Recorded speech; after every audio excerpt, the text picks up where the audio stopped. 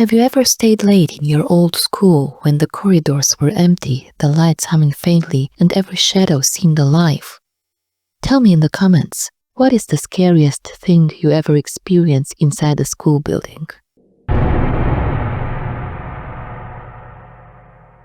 I still remember the teacher training school in Timisoara, the pedagogic, the long pale corridors that smelled faintly of chalk and old varnish.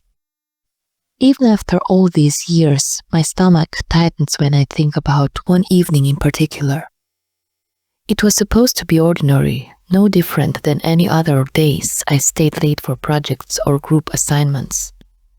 But it became the night that changed how I looked at schools, at silence, at history itself. The memory is like a wound that never heals. And yet I feel compelled to share it. Because silence in an empty school is never truly empty.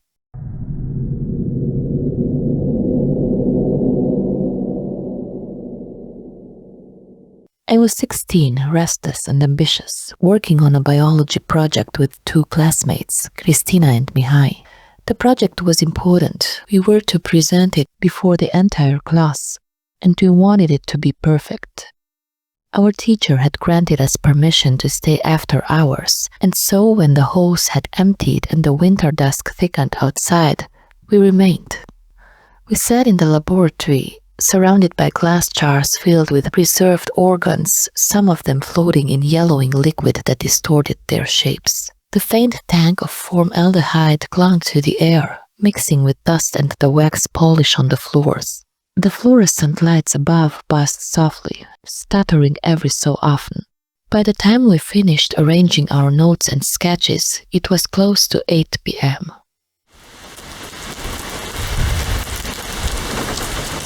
Outside, rain had started to fall, the drops slashing against the tall windows in steady bursts.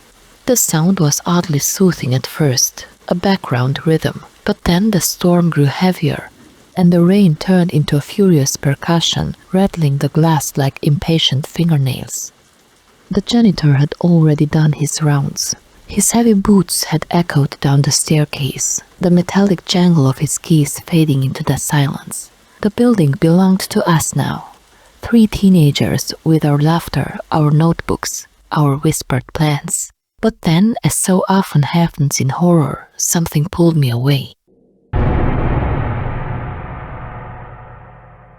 I excused myself to go to the bathroom, which was at the far end of the corridor. The corridor itself was a tunnel of yellow light and shadows, stretching unnaturally, as if the school were subtly bending itself around me. The parquet creaked under every step. My footsteps echoed back at me, hollow and too loud. The storm outside seemed to seep into the building. Water dripped from an unseen leak, steady and slow, like a clock ticking somewhere above. That's when I heard it. A movement, a scrape of wood, the faint creak of a desk shifting against the floor. It came from a classroom I passed along the way. The door stood slightly ajar, just enough to suggest someone or something was inside. My pulse quickened. I told myself maybe another teacher was working late, or perhaps the janitor had returned for something he'd forgotten. But when I peeked inside, the temperature dropped instantly.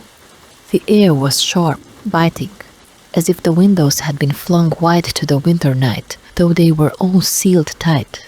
My breath fogged the air in front of me, pale puffs drifting in the darkness. And then I smelled it. Not tusk, not chalk, not polish, but something foul, sour, and heavy. The stench of rot.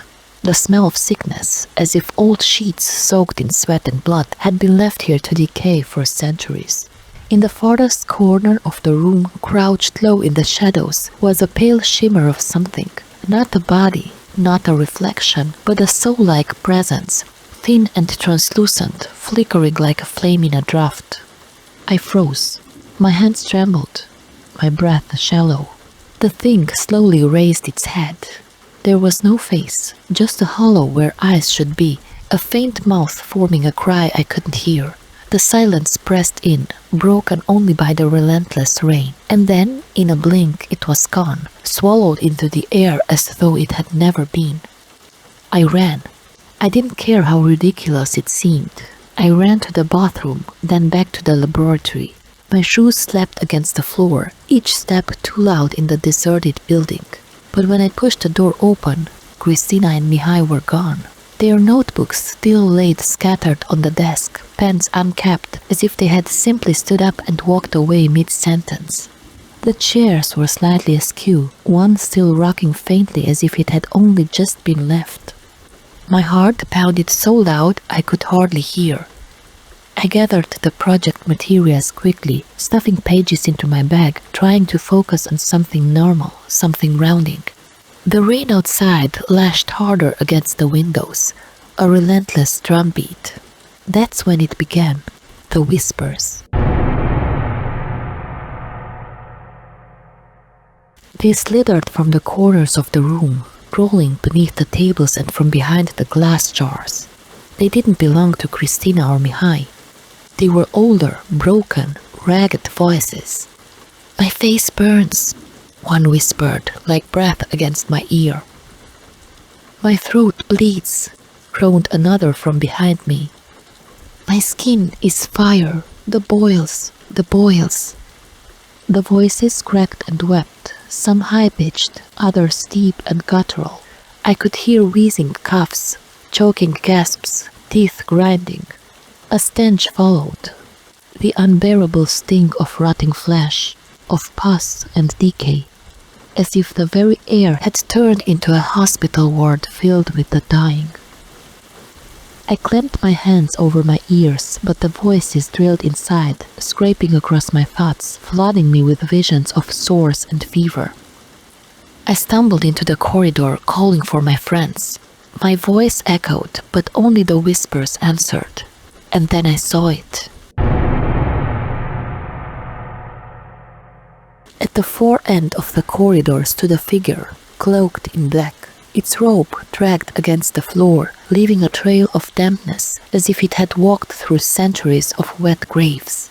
But worse was the mask. The beaked plug mask stretched forward unnaturally, its long hollow nose pointing directly at me. The glass eye sockets glinted faintly, reflecting the sick yellow light of the corridor lamps. Around the big space, faint stains, dark reddish-brown, spread into the fabric like dried blood and bile. The figure tilted its head, and the whispers grew louder. "My teeth rot, my stomach bursts, my children are dead." I backed away, but the figure raised a gloved hand, its fingers impossibly long, stretching outward as if to brush my cheek. The sound of the rain outside grew violent, hammering the windows so hard I thought the glass would shatter. The storm seemed to feed the thing, giving it strength. I turned and ran, my shoes hammering against the parquet floor. The corridor seemed endless, stretching on and on, the lamps above flickering one by one as if trying to snuff out the light. I stumbled down the staircase, my bag slamming against my side, the whispers chasing me, echoing against the walls. Behind me I could hear the slow, deliberate steps of the figure descending as well. The exit door loomed ahead. I flung it open, cold night air and rain slapping my face like salvation. I ran into the dark courtyard, soaked instantly, and didn't look back until I was halfway down the street. The school stood silently behind me, its windows black and watching. No figure emerged, no whispers followed. But I wasn't safe. Not yet. When I reached home, still trembling and dripping from the rain, my phone buzzed. It was Christina. Her message was frantic, words spilling without punctuation. "Did you see it too? The man in the mask. I heard them whispering in the library. They touched my hair. I couldn't breathe." Mihai messaged minutes later. "Something's wrong with the school. I saw shadows in the stairwell. They tried to push me down. We need to talk tomorrow." The next morning, pale and sleepless, we met at school before classes. None of us laughed or made jokes, not like before. We looked like children who had glimpsed something too large, too old, too real. Together we went to the history teacher, an elderly man with weary eyes who seemed to know more than he ever said. When we asked him about the school's past, his expression hardened. He leaned back in his chair and spoke slowly, as if unsealing a grave. "This building," he said, "was not always a school. Before it was renovated, before it became a place of learning, it was something else entirely." We leaned forward. "It was a hospital," he said. "During the time of the Black Death, this very building was used to keep the plague victims. Hundreds came here, few left. The corridors you walk every day were once crowded with the dying. Their cries, their pain, it soaked into the walls." He lowered his voice, almost a whisper. "Perhaps it never left. We never worked late at school again. To this day, I cannot walk past the teacher training school in Timisoara at night without feeling the cold hands of history pressing against me. I wonder if anyone else has seen the figure, the mask, the endless corridor.